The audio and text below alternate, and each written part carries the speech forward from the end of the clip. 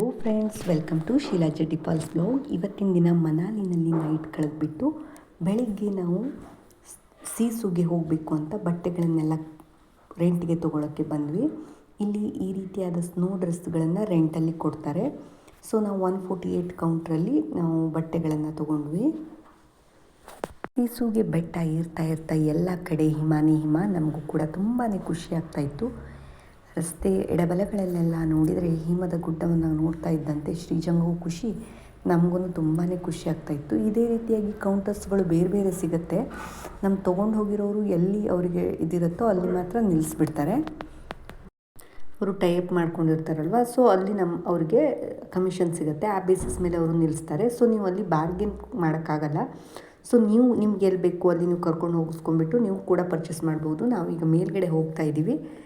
ಸಿಸುಗೆ ಹತ್ತತ್ರ ಬರ್ತಾ ಇದ್ದೀವಿ ಅಂತಲೇ ಹೇಳಬೇಕು. ಸಿಸುಗೆ ಹೋಗ್ತಾ ಬಿಟ್ವೀನಲ್ಲಿ ನಿಮಗೆ ಅಟಲ್ ಟನಲ್ ಕೂಡ ಸಿಗುತ್ತೆ. ಸೋನಲ್ ವ್ಯಾಲಿ ಕೂಡ ಹೋದ್ವಿ ನಾವು. ಸೋನಲ್ ವ್ಯಾಲಿನಲ್ಲಿ ಏನೂ ಐಸಿ ಇರಲಿಲ್ಲಾಗಿತ್ತು. ಸೊ ಮಾರ್ಚ್ ಅಲ್ವಾ ಫ್ರೆಂಡ್ಸ್, ಸೊ ಅದಕ್ಕೋಸ್ಕರ ನಾವಲ್ಲಿ ಜಾಸ್ತಿ ಹೊತ್ತು ಟೈಮ್ ಸ್ಪೆಂಡ್ ಮಾಡಿಲ್ಲ. ಯಾಕೆಂತಂದರೆ ಸಿಸುನಲ್ಲೇ ನಾವು ಗೇಮ್ಸ್ ಎಲ್ಲ ಆಡಬೇಡೋಣ ಅಂದ್ಬಿಟ್ಟು ನಾವು ಅಲ್ಲೇನು ಇದು ಮಾಡ್ಕೊಂಡಿಲ್ಲ. ಸೊ ಈ ಥರ ಮುಂದೆ ಹೋಗ್ತಾ ಇದ್ದಾಗ ನೋಡಿ ಎಲ್ಲ ಕಡೆ ನಿಮ್ಗೆ ಐಸ್ ನೋಡ್ಬೋದಾಗಿದೆ. ಫಸ್ಟ್ ಟೈಮ್ ನಾವು ಈ ಥರ ಸ್ನೋ ಎಕ್ಸ್ಪೀರಿಯೆನ್ಸ್ ಮಾಡ್ತಿರೋದ್ರಿಂದ ಖುಷಿ ಆಗ್ತಾಯಿತ್ತು.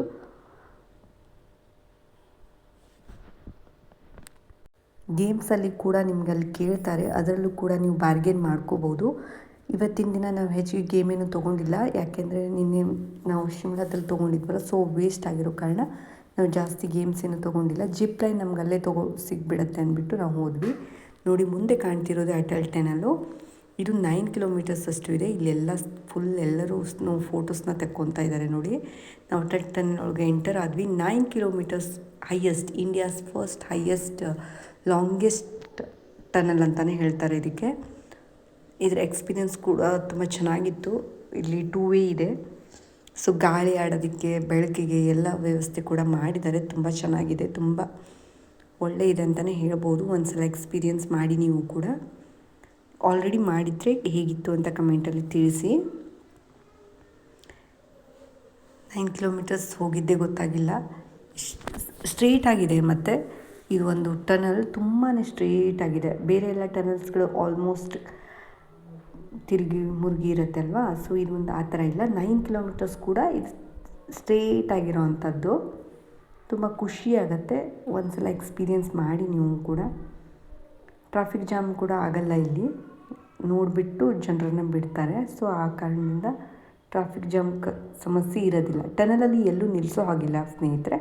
ಇದು ಒಂದು ಕಂಡೀಷನ್ಸ್ ಇರುತ್ತೆ. ಸೊ ನಾವೀಗ ಹೊರಗಡೆ ಬರ್ತಾ ಇದ್ದೀವಿ ಟನಲಿಂದ. ಸೊ ಟನಲಿಂದ ಹೊರಗಡೆ ಬಂದ ತಕ್ಷಣ ಬೇರೆದೇ ಒಂದು ವರ್ಡ್ಗೆ ಬಂದಂಗಿರುತ್ತೆ. ಯಾಕೆಂದರೆ ಫುಲ್ ಕೋಲ್ಡಾಗಿ ಫುಲ್ ಚಿಲ್ಡ್ ವಾತಾವರಣ ಇಲ್ಲಿರುತ್ತೆ. ಫುಲ್ ಐಸ್ ನಮ್ಮ ಪಕ್ಕದಲ್ಲೇ ಇರುತ್ತೆ. ಈ ಒಂದು ಪ್ಲೇಸಿಗೆ ಬಂದಾಗ ಅಲ್ಲಿ ಹೊರಗಡೆ ಸ್ವಲ್ಪ ಸಿಕ್ಕಿತ್ತಲ್ವ, ದೂರದಲ್ಲಿತ್ತು ಬಟ್ ಇಲ್ಲಿ ಆಗಲ್ಲ. ಐಸ್ ಪಕ್ಕದಲ್ಲೇ ಇರೋದಿಲ್ಲ. ಸೊ ಚಿಲ್ಡ್ ಎನ್ವೈರನ್ಮೆಂಟ್ ನಮ್ಮ ಪಕ್ಕದಲ್ಲಿರುತ್ತೆ. ತುಂಬಾ ಖುಷಿ. ಸೊ ನಾನು ಇದನ್ನು ಕ್ರಾಸ್ ಮಾಡಿಬಿಟ್ಟು ಮುಂದೆ ಹೋಗ್ತಾ ಇದ್ದೀವಿ. ನೋಡಿ ರೋಹ್ತಾಂಗ್ ವ್ಯಾಲಿಗೆ ಇಲ್ಲಿಂದ ರೈಟ್ ಸೈಡ್ ಹೋದರೆ ರೋಹ್ತಾಂಗ್ ವ್ಯಾಲಿಗೆ ಹೋಗುತ್ತೆ. ನಾವು ಲೆಫ್ಟ್ ಸೈಡ್ ಸಿಸುಗೆ ಹೋಗಿ ರೋಹ್ತಾಂಗ್ ವ್ಯಾಲಿ ಮೇನ್ ಹತ್ರ ತೆಗಿತಾರೆ. ಮೇ 15 ಅಂತ ಓಪನ್ ಆಗುತ್ತೆ. ಸೊ ಪ್ಲೇಸಸ್ ಸೇಮ್ ಇರುತ್ತೆ. ನೋಡಿ ನಾವಿಲ್ಲಿ ಬಂದು ಮುಟ್ಟಿದ್ದೀವಿ. ಜಿಪ್ ಲೈನ್ ಎಲ್ಲ ಮಾಡಿ ಸಿಸುನಲ್ಲಿ ಈ ಕಡೆ ಎಂಟರ್ ಆದ್ವಿ ನದಿಯಿಂದಾಗಿ. ಈಗ ತುಂಬಾ ಖುಷಿಯಾಗಿಬಿಟ್ಟು ಇದು ಮಾಡ್ತಾಯಿದ್ಲು. ಸೊ ಇಳಿಬೇಕಾದ್ರೆಲ್ಲ ಈ ರೀತಿಯಾಗಿ ಒಂದು ಸೈಡ್ ನೀರಿದೆ, ಇನ್ನೊಂದು ಸೈಡ್ ಬಿಟ್ಟು ನಾವು ಹೋಗುವಂಥದ್ದು. ಆ ಸೈಡು ನಮ್ಮನ್ನು ಜಿಪ್ ಲೈನಿನ ಮೂಲಕ ಕರ್ಕೊಂಡು ಹೋಗ್ತಾರೆ. ಸೊ ನೀವು ಅಲ್ಲಿ ಹೋದ್ಮೇಲೆ ನೀವು ಬಾರ್ಗೇನ್ ಮಾಡಿಬಿಟ್ಟು ಜಿಪ್ ಲೈನ್ನ ಏರ್ಕೋಬೋದು. ಫಸ್ಟ್ ಟೈಮ್ ಎಕ್ಸ್ಪೀರಿಯೆನ್ಸ್ ನೋದಲ್ಲಿ ಶ್ರೀಜಾಗೆ ಅಣ್ಣ ಮಾಡಿ ತೋರಿಸಿದ್ದ ಅಲ್ವಾ. ಸೊ ಆ ಎಲ್ಲ ಗೇಮ್ನ ನಾನು ಆಡಬೇಕು ಅನ್ನುವಂಥದ್ದು ಮಾತ್ರ ಅವಳಿಗೆ ಕಾಣಿಸ್ತಾ ಇತ್ತು. ಸೊ ನಾವು ಎಂಟರ್ ಆದ್ವಿ. ಇಲ್ಲಿ ಅಟಲ್ ಟನಲ್ ದಾಟಿದ ತಕ್ಷಣ ನಾವು ಒಂದು ಟ್ಯಾಕ್ಸನ್ನು ತುಂಬಬೇಕಾಗುತ್ತೆ, ರೋಡ್ ಟ್ಯಾಕ್ಸ್ನ. ಸೊ ರೋಡ್ ಟ್ಯಾಕ್ಸ್ನ ತುಂಬಿ ನಾವು ಮುಂದೆ ಸಿಸುಗೆ ಹೋಗಬೇಕು. ತುಂಬ ಚೆನ್ನಾಗಿದೆ ನೋಡಿ ಯಾವ ಥರ ಇದೆ. ಐಸ್ ನಮ್ಮ ಕಣ್ಣೆದುರಿಗೆ ಬರ್ತಾಯಿದೆ. ಗಾಡಿ ಕೂಡ ಲಿಮಿಟೆಡ್ ಆಗಿತ್ತು. ನಾವು ಒಳ್ಳೇದು ಮಾಡಿದ್ವಿ ಇವತ್ತಿನ ದಿನ ಹೋಗಿ. ನಾವು ಹೋದ ನೆಕ್ಸ್ಟ್ ಡೇ ಅಲ್ಲಿ ಸ್ನೋ ಫಾಲ್ ಆಗಿಬಿಡ್ತು. ಸ್ನೋ ಫಾಲ್ ಆದರೆ ಗಾಡಿನ ಬಂದ್ ಮಾಡಿಬಿಡ್ತಾರೆ, ಅಟಲ್ ಟನಲ್ನ ಕ್ಲೋಸ್ ಮಾಡಿಬಿಡ್ತಾರೆ. ಸೊ ನಮಗೆ ಅಲ್ಲಿ ಸಿಸುಗೆ ಎಂಟರ್ ಆಗೋಕ್ಕೆ ಬಿಡೋದೇ ಇಲ್ಲ. ಸೊ ನಮ್ಮದೊಂದು ಲಕ್ಕಿ ಅಂತಲೇ ಹೇಳಬೇಕು, ನಮಗೆ ಸಿಸು ತನಕ ಹೋಗುವಂಥ ಅವಕಾಶ ಸಿಕ್ತು ನೋಡಿ ಸ್ನೇಹಿತರೆ. ಇಲ್ಲಾಂದರೆ ನಾವು ಇಷ್ಟೊಂದು ಪ್ಲ್ಯಾನ್ ಮಾಡಿ ಹೋಗಿದ್ದು ವೇಸ್ಟ್ ಆಗಿಬಿಡ್ತಿತ್ತು ಅಂತಲೇ ಅನಿಸ್ತು. ಇಟ್ಸ್ ಅ ಗುಡ್ ಟೈಮ್ ಅಂತಲೇ ಹೇಳಿದ್ವಿ. ಸೊ ಗುಡ್ ಟೈಮಲ್ಲಿ ಸ್ನೋಫಾಲ್ ಕೂಡ ಸ್ವಲ್ಪ ಸಿಕ್ತು. ಅದ್ರ ಜೊತೆಗೆ ಹೈಯರ್ ಸ್ನೋಫಾಲ್ ಸಿಗದೇ ಇರೋದ್ರಿಂದ ನಮ್ಗೆ ಆಡೋಕ್ಕೆ ಒಳ್ಳೆ ಇದಾಯಿತು. ನಾವು ಇಲ್ಲಿ ಬೆಳಗ್ಗೆ 11 ಗಂಟೆಯಿಂದ ಸಂಜೆ 4 ಗಂಟೆ ತನಕ ಸ್ನೋದಲ್ಲಿ ಆಟ ಆಡಿದ್ವಿ. ಅದಾದ ನಂತರ ನಾವು ರಿಟರ್ನ್ ಮತ್ತೆ ಬಂದ್ವಿ. ಸೊ ಅಟಲ್ ಟನಲ್ನಲ್ಲಿ ಒಂದಷ್ಟು ಫೋಟೋಗಳನ್ನೆಲ್ಲ ತಗೊಂಡ್ಬಿಟ್ಟು ರಿಟರ್ನ್ ಆದ್ವಿ.